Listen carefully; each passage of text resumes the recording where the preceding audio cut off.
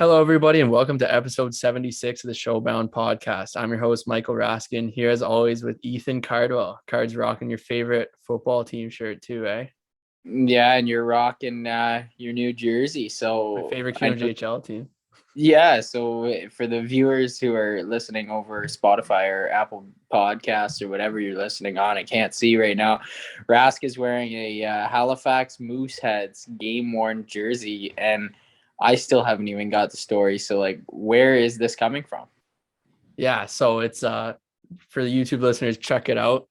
Sick jerseys, sick organization. Yeah, I was just in Halifax for the last week, and my roommate Olivier DeRoche played for the Mooseheads, and he was saying he has all his game jerseys from every team, but he never got his from Halifax. So I was like, so I went in and I got it. I looked online and they sell all the game worn jerseys. You can go back like tons of years, and so I got his jersey. And I got to meet a bunch of the Moosehead staff and stuff and see the offices and the rink, which is beautiful and all that. But I bought his game jersey, so hang it up in the house once we move in late August. And I love the Mooseheads, man. They're sick, and it's actually their rink is beautiful. One of the nicest in the entire CHL. Like the city's unbelievable. I guess I'll give some background. So, I guess almost 2 months ago now, we went to Halifax for the U Sports National Championships, and I went to my first QMJHL game there, which was a Mooseheads game against St. John Sea Dogs, who are in the finals now. I remember, Yeah. but uh, we were so busy with the team and the nationals and stuff that I didn't have time. Like right when I got there, I was like, the city's sick and it's beautiful, but we didn't have time to do all the stuff that I wanted to do and eat at the restaurants I wanted to because we had all these team meals and stuff. So when I came back, I said to my dad, I was like, I need to go back to Halifax. Like the city's really cool. I want to, try some of these restaurants I saw and like do a lot of the waterfront stuff I didn't get to do. And he's like, I love Halifax. Like I'll go with you. So we booked a date and a trip and made it work. And so we just got back last night. And we got to do all the Halifax stuff that I really wanted to do. And it was pretty sick. But yeah, so Too. yeah. I got up in the casino, which is good because I need my revenge on it because I was down when I was there 2 months ago. So I came out even over the two trips. And we were out on the water on a boat, and we saw a seal swimming in the water, and it was swimming right up the dock to the casino. The casino's right on the water. The seal knew exactly where to go. Yeah, he's a gambler, right? He wants to get in there for a couple hands. Yeah, it was sick though. But yeah, I mean, I could talk about it all, but we're not here to like hear about Halifax. We have a lot of hockey stuff to talk about, which we will in a bit. But I know it's been 2 weeks since we put it on an episode, so we have a lot of catching up to do. But what have you been up to? I don't know, man. Not even too much. Like honestly, my house is in shambles. Like I say this every week, but it's like closer and closer each week. So like I don't even have like a backdrop or anything this week. I'm just sitting on the couch because there's literally no place that is like half decent to set her up anymore. There's boxes everywhere and stuff. So we're just like fully packing up here. And then for me, it's like, yeah, I'm coming up. It's like 2 weeks away from dev camp, I think. So that's sooner than I thought. Okay. Yeah, dude. Like I gotta fly out on not this next month, like so less than 2 weeks actually. Yeah, it's like not this Sunday, but next Sunday. So okay. It's not when's the prospects tournament? The prospect tournament happens in September when there was main camp. Like it's right before main camp. Okay.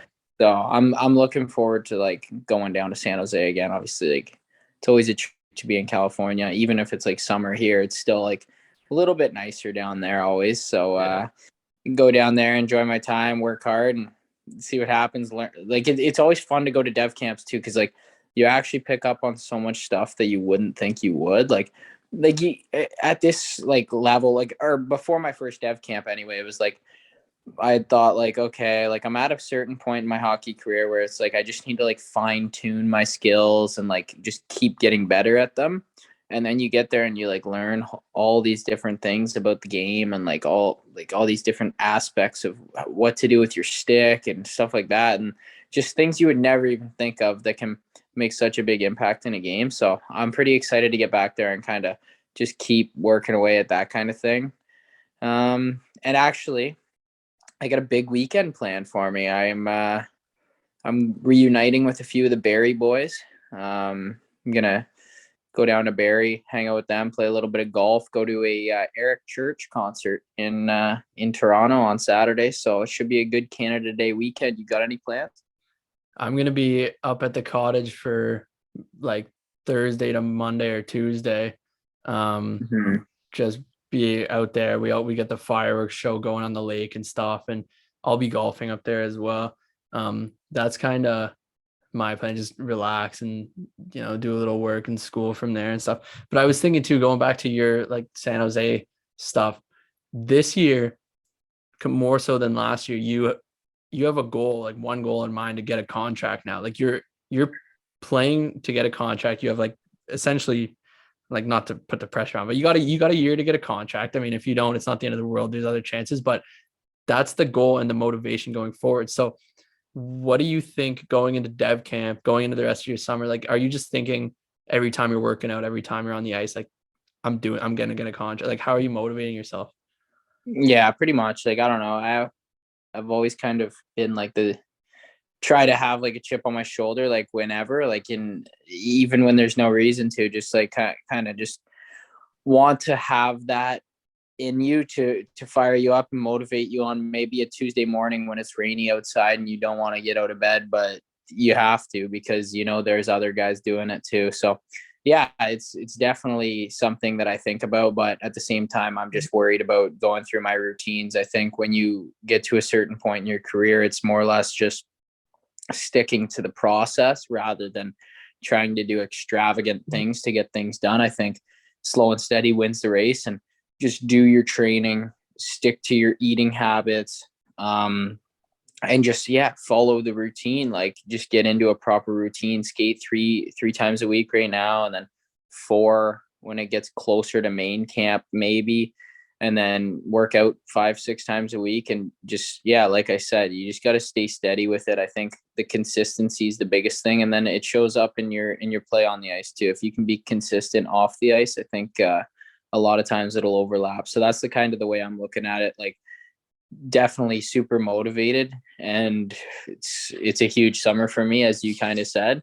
So I'm just excited. I think my whole life I've been excited for challenges. So this is just another challenge and something I look forward to conquering, you know? Yeah. I'm pumped, man. And it's gonna be a good year. I'm excited. I actually, like, I know we'll have to talk about the Mem Cup in a bit too, but the CHL season's not even over yet. Crazy. I'm really excited for next season. But yeah, we still got a long summer ahead of us. And even I want to go back, because last episode I was talking about how I had my buddy's wedding coming up. So Right. we did that, and it was so much fun. Like, it was the Wednesday, Thursday, Friday, Saturday, and Sunday, all night, or all of those nights were like big go nights. And the Sunday night was the actual wedding. And it was so fun, man. I've never been like a groomsman or like a best man or anything like that in a wedding before. I've only been to like 3 weddings before this one. And it was just so fun, like being around all the people and partying again. And like, it just felt so nice. And the wedding was really well done. And sorry, I'm jumping left, right, and wherever, but there was another thing I had to say. I went golfing with Jordan Sandbrook, former guest of the podcast, and he was giving it to me a little for. Sammy's getting a lot of shout outs. Did he send you money today? Because Well, he deserves one, because I forgot to give it to him last episode. I wanted to congratulate him on winning the ECHL championship, and I forgot. So I'm saying a belated congratulations to former guest of the pod, Jordan Sandbrook, on winning the ECHL. We have teammate of his, Tomas Vomacka, coming on the podcast, signed Nashville Predators goalie, who played with the Florida Everblades in the ECHL this year and won. And also, while we're on the topic, congratulations to Ryan Suzuki, former guest of the podcast, winning the AHL Calder Cup. And congratulations to Alex Newhook, big congratulations, former guest of the pod, episode 18, winning the Stanley Cup with the Colorado Avalanche. So a big week for our podcast. Yeah, big week for the Showbound alum. We covered all 3 leagues. So next thing you know, we're gonna start winning European leagues. Well, remember, we got some former guests in the Mem Cup. We got Ryan Winterton on Hamilton. Yes, we do. We do. no one on St. John, I imagine, right? We No. don't have anybody on St. John, but if they end up winning, then we'll have to get somebody. Like I know a few guys on St. John, so I'm sure we could swing that. But Yeah. yeah, that's definitely going to be a crazy game, and I guess kind of segues us into the Mem Cup. And I to be honest with you, I haven't watched a lot of it. I've watched bits and pieces here and there.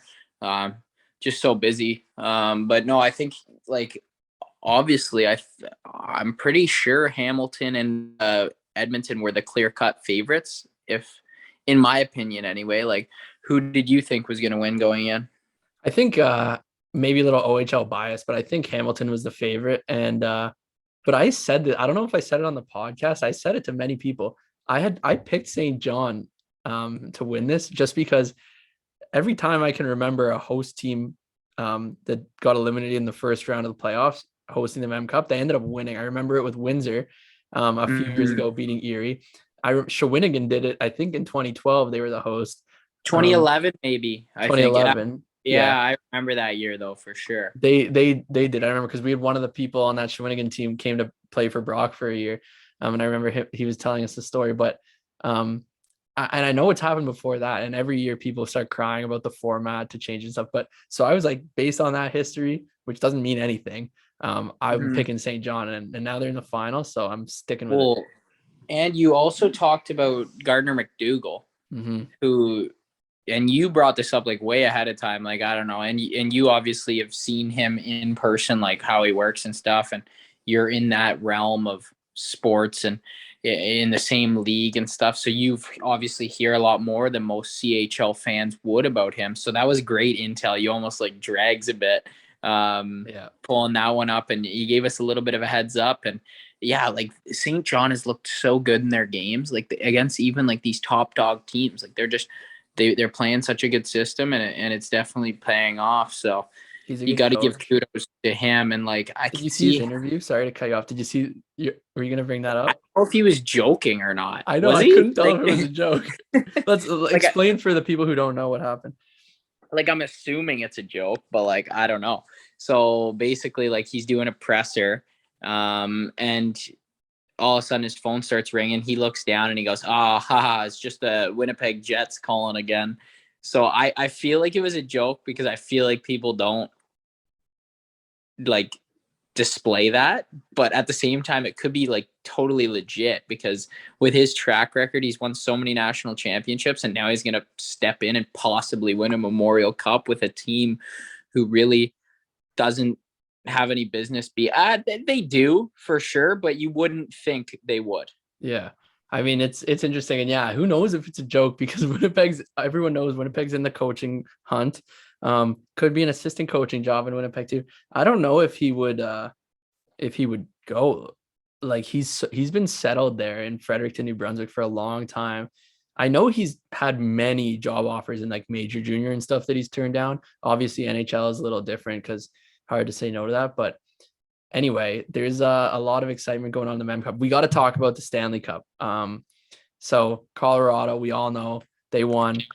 Former Halifax Moosehead Nathan McKinnon gets it done with the boys. And we called it. I think a lot of people did as well. But what are your overall thoughts?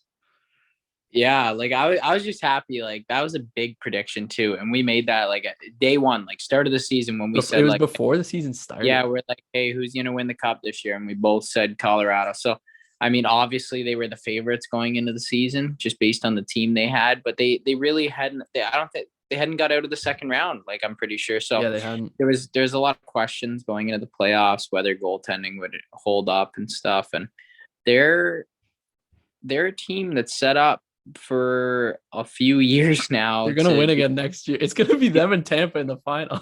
Yeah, like I don't know. Like, it's obviously you want your Leafs there and stuff. They got a good young core. It's hard to see Colorado losing out of the West unless Edmonton can address their goalie issues and stuff like that. I just don't see Colorado losing for quite a while in the West anyway. And then obviously the East, there's so many good teams over there that can do some damage. So I don't know. I think it's a little bit too early to speculate on next year, but definitely a big call by the boys. Yeah. guessing that one at the start of the season. Yeah, I'm happy for them, man. I'm like, I feel for Corey Perry losing in the cup 3 years in a row, different teams too, but he's already won one, so like it is what it is. Everyone in Tampa, like they've already won, so let's get McKinnon and these guys, Landeskog, Makar, some of these legends a cup, and I think they're gonna have more cups in the future. But it was nice to see someone new win, and like they've been such a good team in the league for so long, and especially this year they were so nasty. And McKinnon, dude, he's a beast. Obviously we know Makar, but McKinnon turns it up to another level when he has the puck. Do you see the way he like wheels around the net and protects it, and no one can, they can reach in and maybe slash him in the shins, but they're not touching his stick. They're not going to move the puck off him.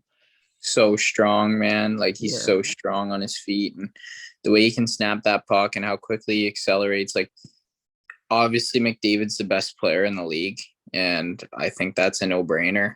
Obviously he didn't win the awards for that, and Matthews got him, but I think everybody can agree McDavid's the best player in the NHL, hands down. But McKinnon is so say McDavid's on a different level than everybody else in the world, then I'd say McKinnon's got to be the next best player. Like, yeah, he can turn it up on a snap. Or maybe like maybe Makar as well, but like, oh yeah, I'm talking forwards here, and I definitely like McKinnon is a sicko. And I've heard so many things about him with like how hard he is on his guys on his team and stuff, like because he just wants to win so bad. So I'm sure he'll be pleased with this win. And actually, I was wondering if you had seen this. I saw a tweet. So McKinnon said after the game that he knew he was going to win because the hotel room he was staying in ended in 87. Oh my God. I didn't see that. Sid are really good buddies. And then he also made another comment. He was like, Sid better be the drunkest person at my cup party because I've been the drunkest at his.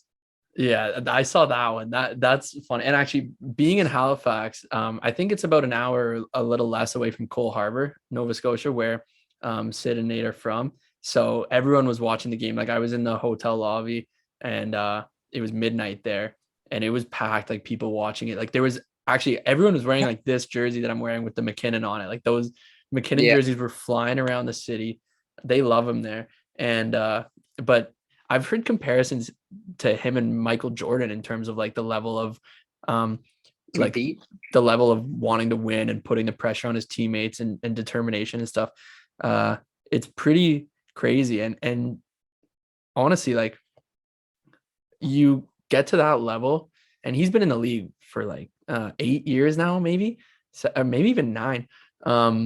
And I feel like more, dude. I feel like he was drafted in like 2013, 2012, maybe 10, not like 10, 11 years, I think. I don't think it's been that long, but either way, like regardless, it's been a long time he's been in the league, and he's been a part of some good teams and keep getting bounced in the playoffs.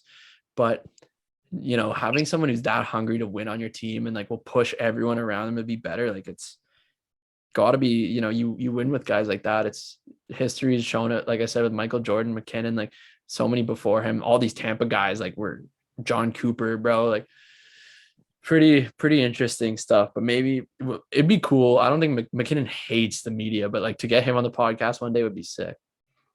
Yeah, definitely. We'll definitely have to get Nui on sometime in the summer too, like we talked about earlier, but that'll be awesome. But I mean, I think we want to send it over to Thomas now. Yeah, we'll send it over, and after the interview, we'll talk a little basketball, a little golf, and we'll finish it up there. So stick around, and we got a good interview for you. So here it is. All right, we're pleased to be joined now by Kelly Cup champion with the Florida Everblades, Tomas Vomacka, and roommate of former guest of the podcast, Jordan Sambrook. So Vomi, how's it going, bud? It's good. Just chilling at home now, and had a bit of an unfortunate injury, so just chilling at home right now. What was the injury? And also, you're in the Czech Republic, for those who don't know, right?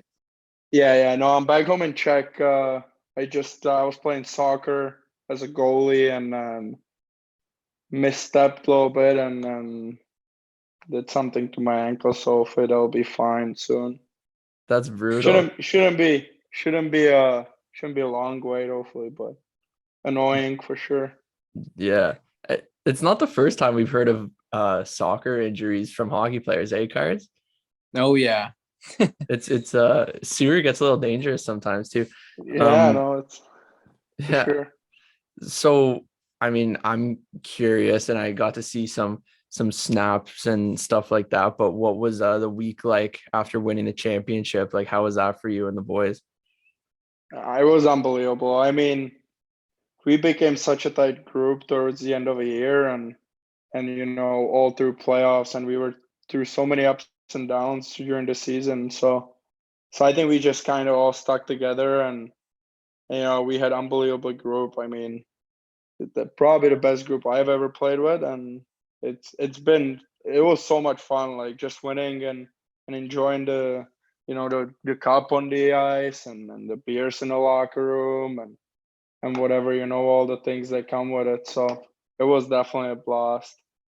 Yeah, and is there a lesson kind of I know you weren't as involved playing in the finals and stuff, but like a lesson you kind of gained going through a deep playoff run like that you can take going forward in your AHL and NHL career ahead? Oh yeah, for sure. I mean, it's always good to be on a winning team, right? Like some people wait for it, their whole life, and some never win. And I was fortunate to win in my first year pro. So definitely so many things you can see how guys behave and what they do, how they get themselves ready and stuff. So Mhm. definitely so many things I can take away from that. Yeah, and we're gonna kind of send it back to the early days of your hockey career now and kind of work our way up from there. But I just want to ask you quickly. So what do you call it? I heard you call it the Czech, and Rask called it Czech Republic, and then I see Czechia. So what do people from whatever what do you go by? Czech Republic, I'd say. I say Czech sometimes. That depends, but if I'm talking to you guys, probably Czech Republic. Okay, so what is Czechia then? Czechia is like this new name, I guess. I don't know why. I guess people wanted to get rid of the Republic thing, so I don't know Okay. why. That's so funny. Imagine cards. Imagine someone just changed the name of Canada now, and then they start calling it something different. I don't know, man. I'd be in a blender, but so you grew up there in the Czech Republic, Czechia or Czech. And how old were you when you started playing hockey? I was probably like 4, I think. My older brother was playing. He was a forward. He's 6 years older, so I was always like following him around. Obviously, I wanted to do what he does. So yeah, I stepped on the ice and I loved it. So is that what you made you want to be a goalie? Like he wanted somebody to shoot on, so you just hopped in the net, or Yeah, how I, that? I I think so pretty much. But then, like, funny story, like I couldn't really skate. I wasn't very good, and we were just having like a random skate. We were 4 years old, so no one really cares what you do on the ice. But coach came up to me, was like, "Hey, we don't have a goalie. Like, you want to be a goalie?" And I say yes. So I actually never played a game as a player ever in my life. Huh. Not a Wow. single one. I never got to score a goal or anything. So kind of Well, pissed maybe about that. But hopefully you can get an empty netter at some point or I something like know, right? It's in that. back of my head for sure. Yeah, exactly. So watch out if the net's empty, even in a 1 goal game, Vomi's going for it. But Oh yeah, I'm going for it. did you have a favorite player growing up, or somebody you kind of looked up to? Yeah, I always liked Tomas Vomacka just because he's from Czech Republic, and it's kind of like I didn't really follow him that much. Like I barely knew what the NHL was growing up, but like or when I was like really young. But yeah, he was probably the one guy because the World Championship, the Men's World Championship, is huge for Europeans. And then when all the stars come and you kind of get to see him, or I got to see him play, and he kind of became like one of my favorite goalies. Yeah, for sure. And so when you like, at what point did you kind of start thinking like you were good enough? And like, I'm not sure how the junior and like minor hockey, like as a kid, works when you're overseas. So like, at what point did you decide like, okay, like I think I have a good chance of maybe making it to the NHL one day or moving up the ranks? I think I was like 14 when I first realized like maybe I should give it a try. and go overseas and play there. But yeah, we won because we won back-to-back championships in U16s, and I was part of that team, which obviously like boost me to the national team. So being part of that, and then kind of being part of the U16, U17, and then for a bit in U18s, it was definitely like a moment where you're like, okay, like I see those guys playing on my team, like Martin Nichas in Carolina and Hito for Rangers, and those guys were all on the team. So I guess you kind of start, asking yourself a question like, oh, like look at them, like I'm practicing with them, I'm stopping their shots, like maybe I should give it a try. And then obviously when I was 17, after we won the Hlinka Memorial, then I got offered to like go through the USHL draft. Okay. So you had your first year junior in the States in the NAHL. So how'd you end up over there? So that was part of a deal with. So I guess U City drafted me in USHL. It was also like I don't even know what round. It was like a 16th round. Like teams weren't even picking players anymore. They were just passing through, and then I just saw my name. I'm like, let's go. Then obviously they had Matisse, who played for Columbus, and then the rest is unfortunate. But so yeah, they had him, and they didn't really want me to be a backup there as a young kid. So they were like, hey, like we'll draft you, but you'll go play in the Knoll, and you'll get better there. You play a lot of games. So I was fortunate enough to be part of Corpus Christi, and I got drafted by them, and it was such amazing like organization through and through, like from coaches, like staff, everyone. Like you gotta realize it was my first year. I knew how to say yes and no, and that's probably it. So Yeah. So I got lucky with that, and then everyone kind of helped me through it. Yeah, definitely. And I guess it's also harder for goalies to find a home playing junior in your 16-year-old year with like, you want to be a starter and everyone's an older guy if they're a starting goalie. So I guess it makes a lot of sense that way. And then you end up going to Lincoln in the USHL. So how did that go down? That's probably my least favorite year out of all the years that I played. Just a weird year. Like I was after draft. I got drafted by Nashville, and then I guess people had a lot of expectations. Like I know Lincoln traded for me like a couple picks and a player, and kind of I guess maybe put a little pressure on me, and yeah, the year just didn't go exactly how I wanted it. So yeah, I ended up actually losing the net in playoffs. So it was kind of tough, but definitely a good learning experience for sure. Yeah. I'm curious too, just a general question, how your relationships are with your goalie partners. Because you want to be the starter, but you also want to be supportive. And how does that dynamic for you?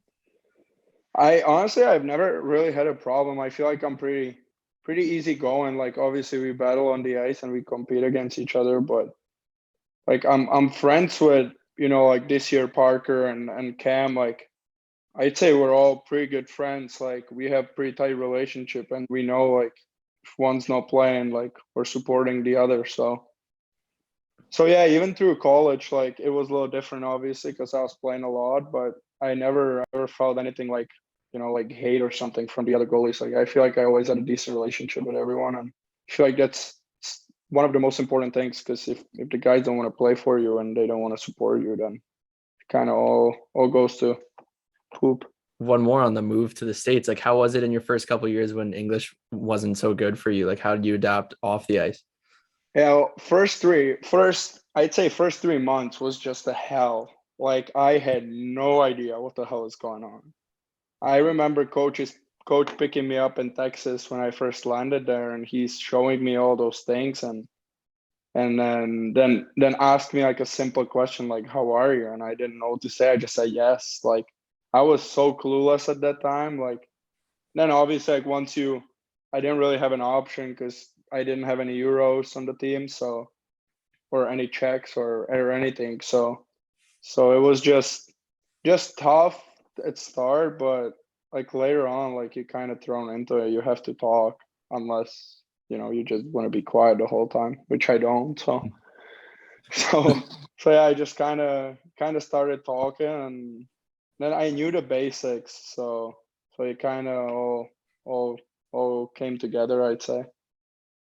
And you got drafted after that year in Corpus Christi, and I don't know how common it is. Like, I haven't heard of it a ton of like guys being drafted to the NHL out of the null, and like especially like goalies, and you come over in like a different situation in the sense that you were from Europe, and then you step in and you kind of light it up in the null. So you get drafted in the 5th round by the Nashville Predators, who you're now signed with. And do you want to just tell us about like draft day itself? Like, were you watching? Like, did you expect it? And like, how'd it go? Yeah, so I actually made a trip with my mom. My dad was working, so me and my mom, it was in Chicago.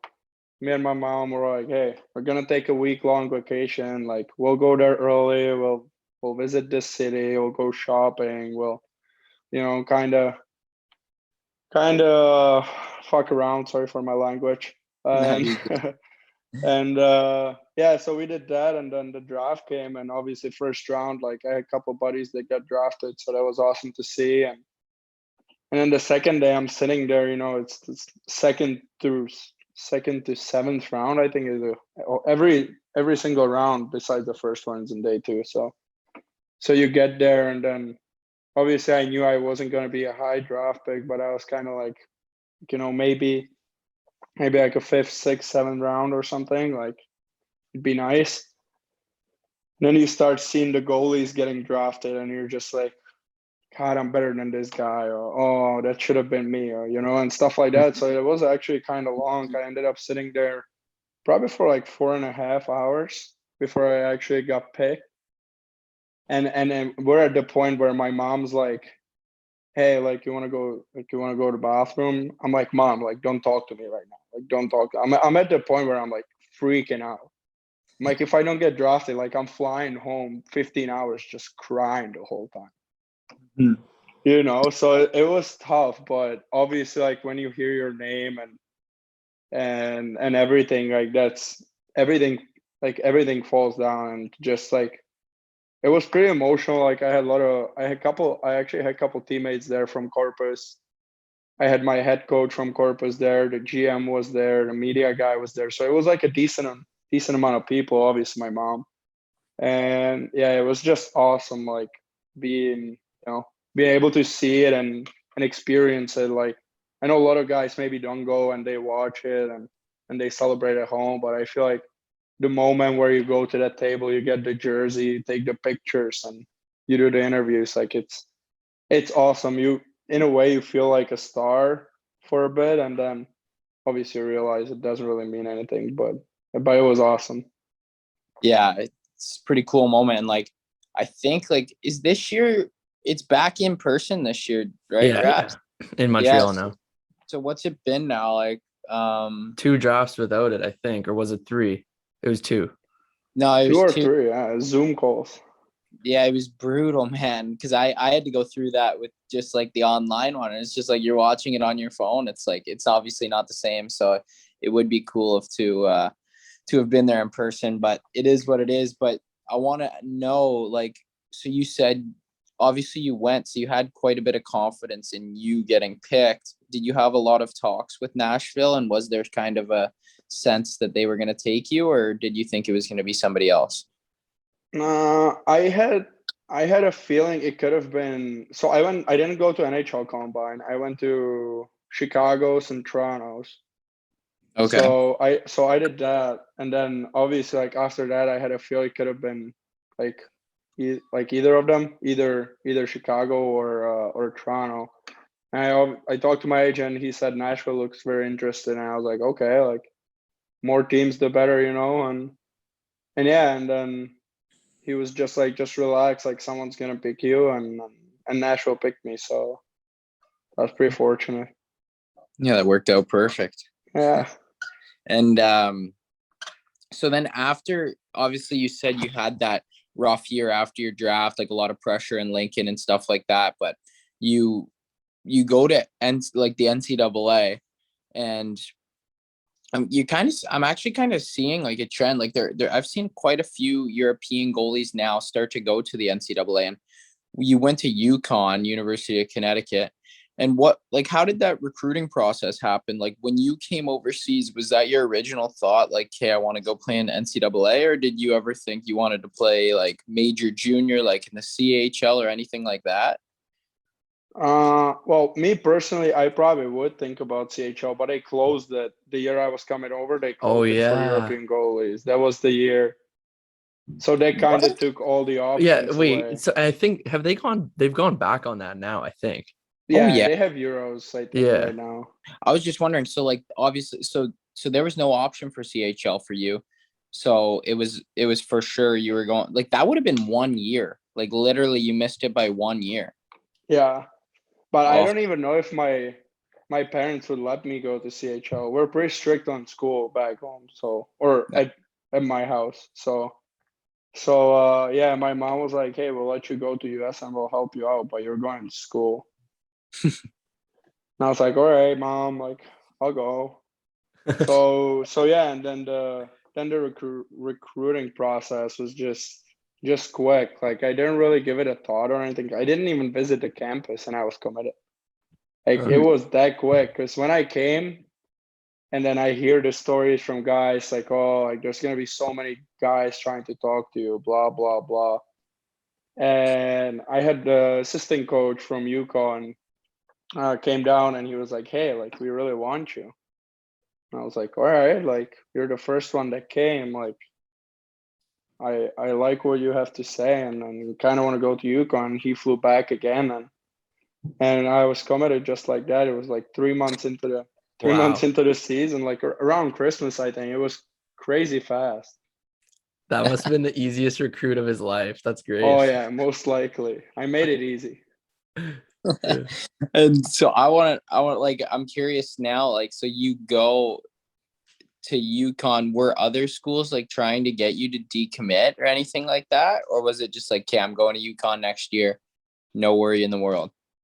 Nah, there were a couple of schools that were trying to get me a visit, but I mean, I feel like I'm a man of my word in a way, so I wouldn't go behind coach's back and being like, "Oh, like sorry, I just visited 3 other schools and I like them all better," or something like that. So so I knew UConn wasn't as good in the Hockey East like when I came, but that gave me the chance to play a lot of games in a very good conference against BU, BC, Providence, Northeastern, like all those teams. Like I got a chance to play a lot of games, so I think it ended up working out better than if I say maybe I would go, I don't know, somewhere else, and I would end up splitting or something. So this ended up working the best.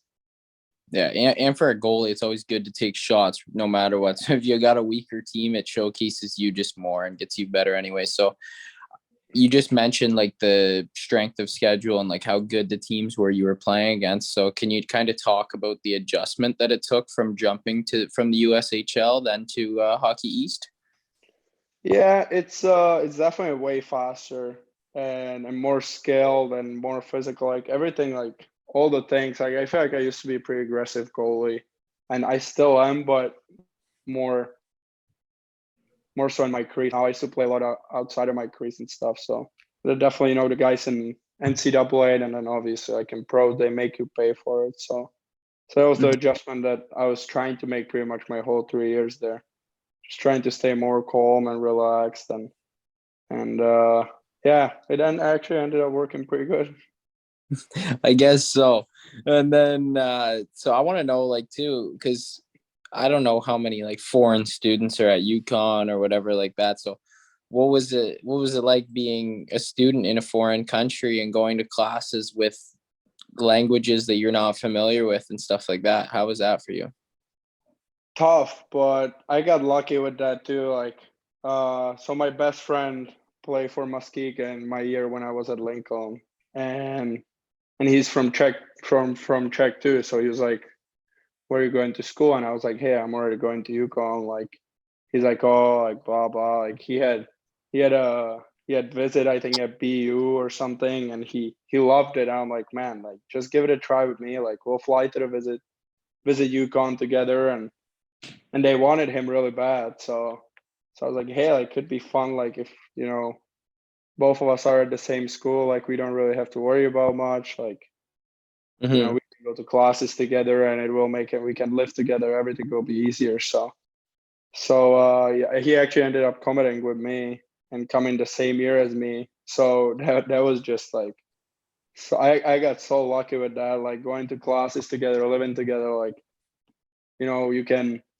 go to the ring, you're so frustrated after practice, you just speak in Czech the whole time. You can talk about anything you want. No one understands a word. So it definitely gave us an option, like just to kind of talk about whatever we want. Because the problem with how I feel in English is like I feel I can speak pretty good, but sometimes I can't really put the thought together, like what exactly what I want to say.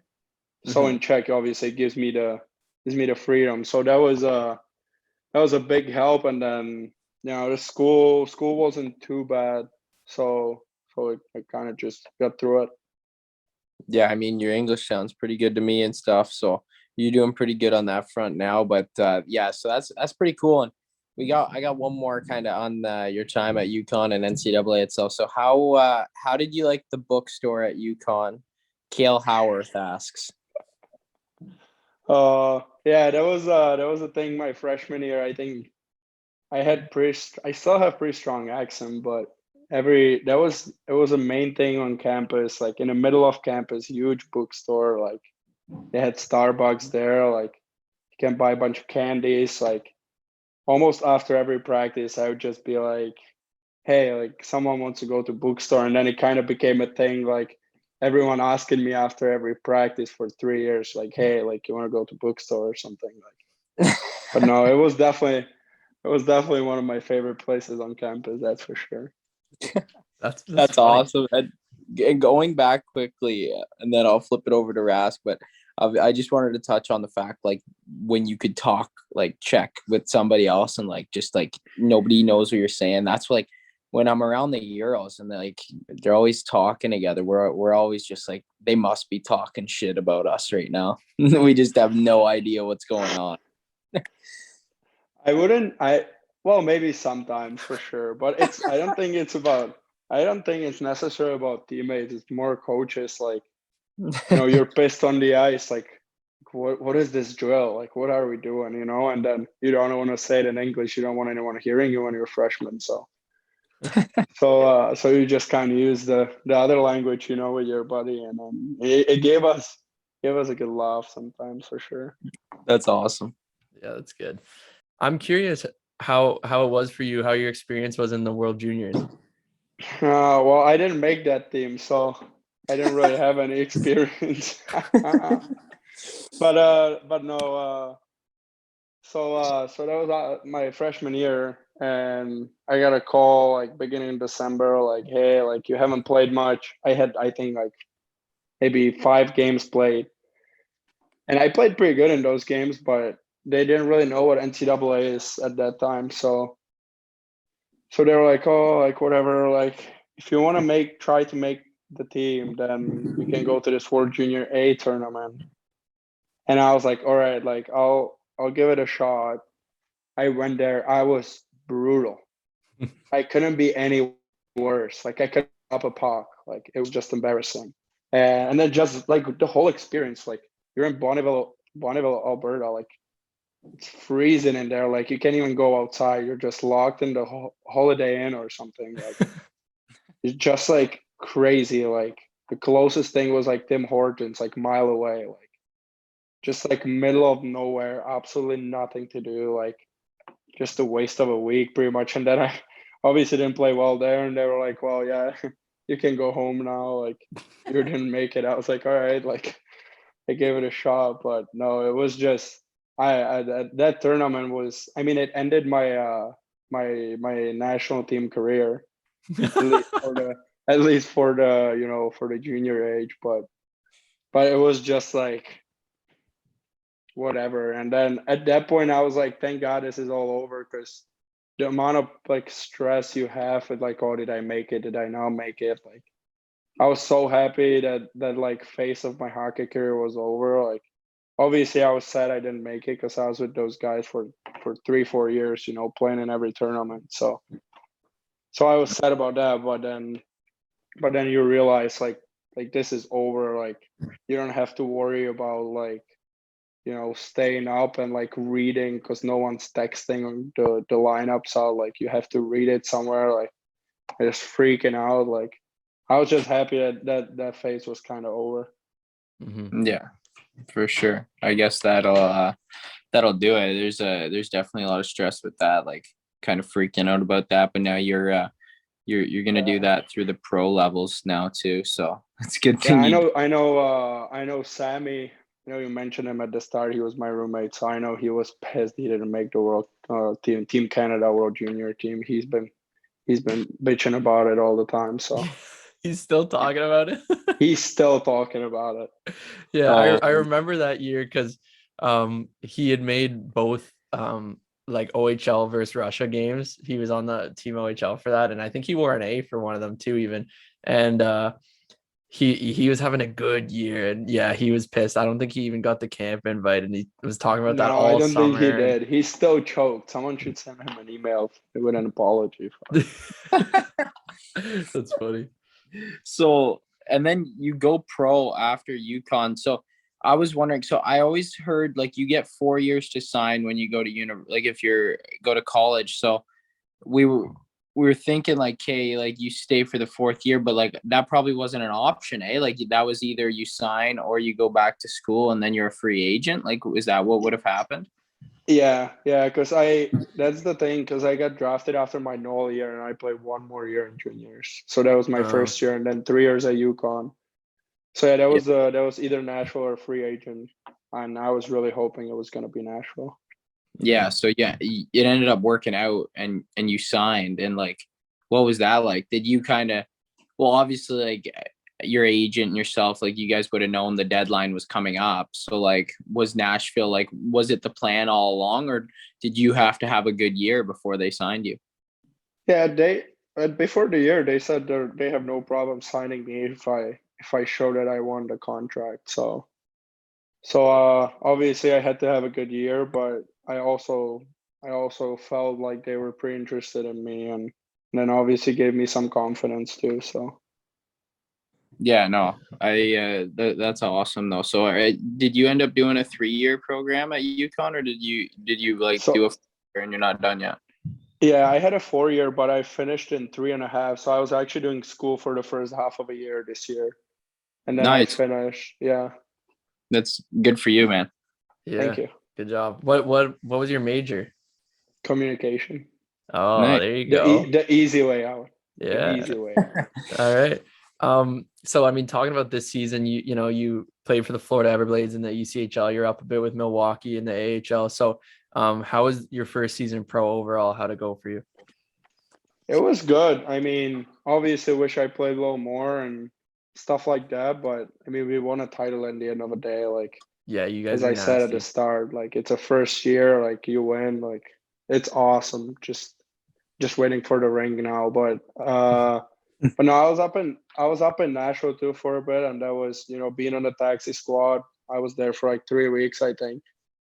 That was something that obviously gives you so much experience, and like just like being part of the team and being on a road with them and stuff like that. Like it's like you kind of get to see how everything works and how big of a professional they are. Like it's crazy, like how they prepare, like how they eat, how they go to sleep, like stuff like that. Like just awesome to see.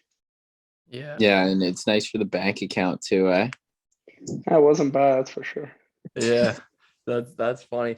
We'll roll into the this or that questions now. So I'm just gonna give you 2 options, and then you pick which one you like better. Black or white tape? White. Living in USA or Czech Republic? Czech Republic. Ice cream or milkshake? Milkshake. Candy or chocolate? Candy. At the bookstore, yep. Pancakes or waffles?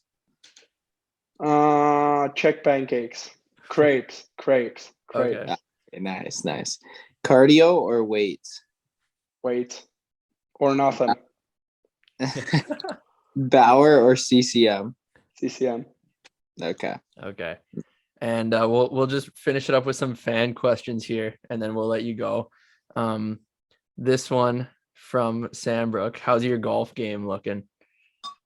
Pretty good. Obviously can't play right now, but yeah, I got a couple lessons in US and played twice at home, but struggled a little bit, but it's better than it was for sure. Okay. Yeah, I heard it was pretty bad. So Yeah, it was brutal. It was embarrassing. and then we got another from Sambrook. He says, when will you get your own car? Oh, well, I'm trying to steal his actually, so just working on how that's gonna work, but I gotta give him shout out for letting me use it whole year, and maybe once I know how long I'm gonna stay in US, then that'll be the time for the first car. Yeah, fair enough. Yeah, you don't want it if you're gonna be going back every summer and stuff. Who is your favorite goalie partner?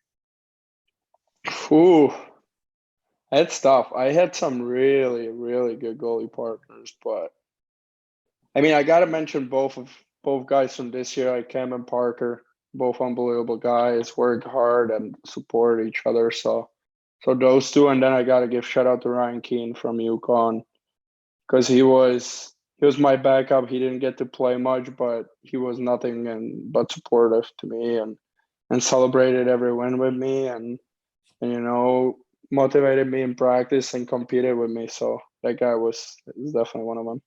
Yeah. And I think Parker Hagen actually asked that question too. Oh, okay. You wanted to shout out. He's nasty, by the way. Like, I watched a bunch of your games this year. Like, he was really good. Yeah, he is good.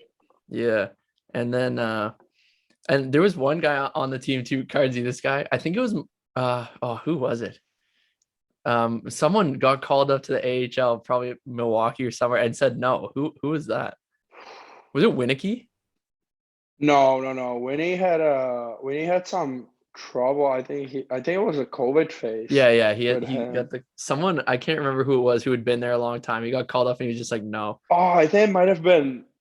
If you said the name, I would know. I don't fuck him right now, but I think it was Steph Maybe. LeBlanc.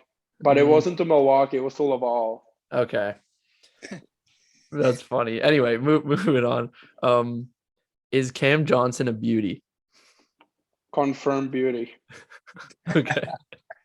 I actually want to ask you because we're gonna get him on the pod, and he so I've heard a lot about him. So like I heard he has like a ton of stories and stuff like that. Like is this all true?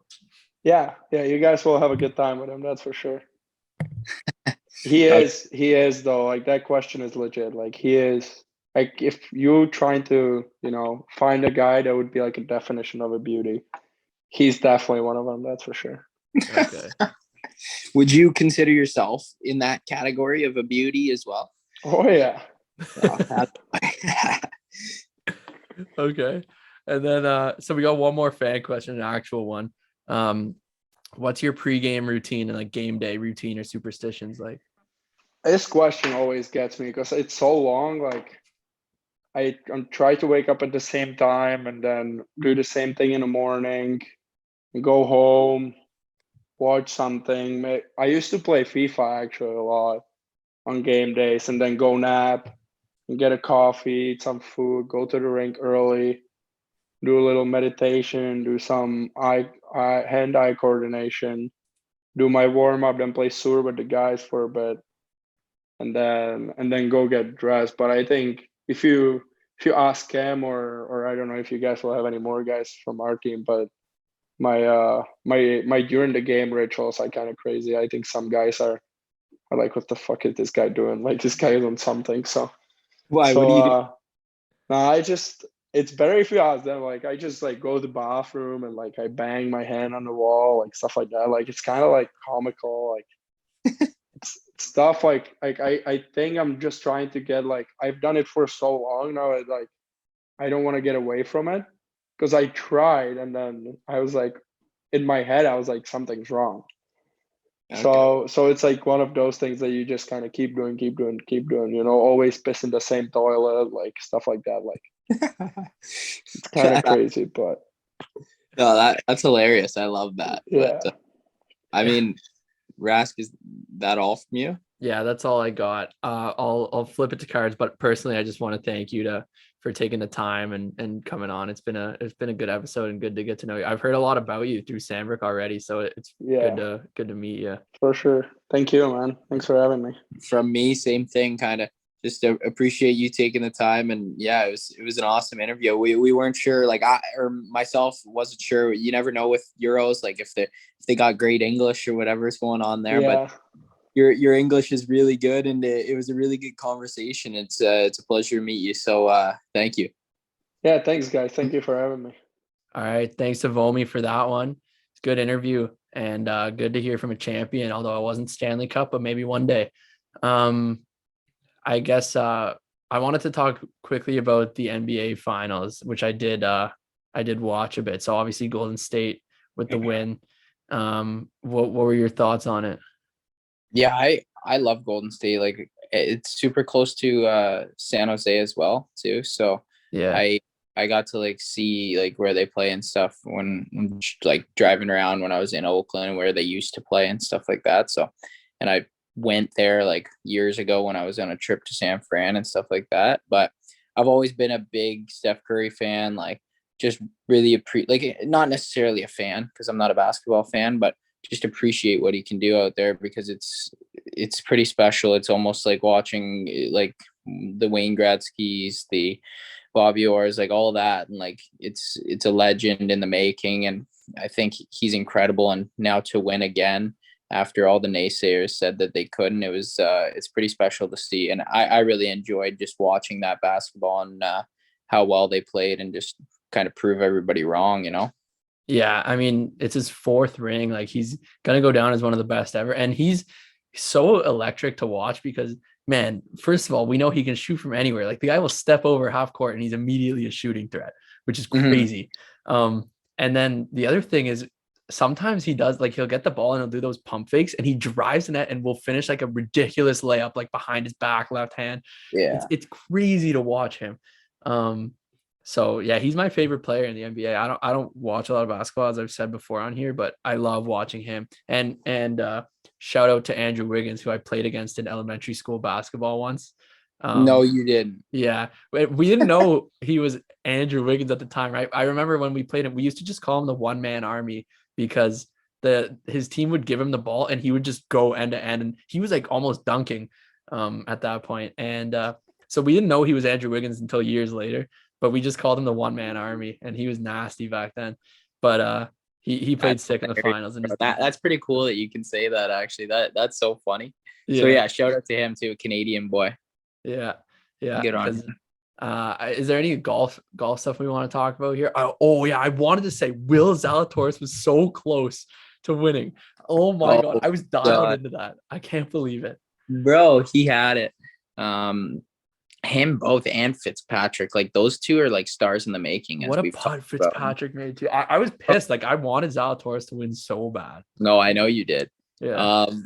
It was a great tournament. Like came down to the wire, excitement to the finish. Like Scotty Scheffler, world number one, right in the mix. So from the Canadian Open to roll into the PGA Championship like that, the US Open like that, it was pretty good for the tour and stuff. And then you obviously see a few guys leave to live again, but I really don't see anybody still going that's like pushing the needle to a different level where it's like, hey, they have the upper hand now. So I think the tour is still in good standings and stuff. And I mean, we're on the golf topic, so I'll say if you want to look good this summer and rock some good golf merchandise, go check out Ace on 19.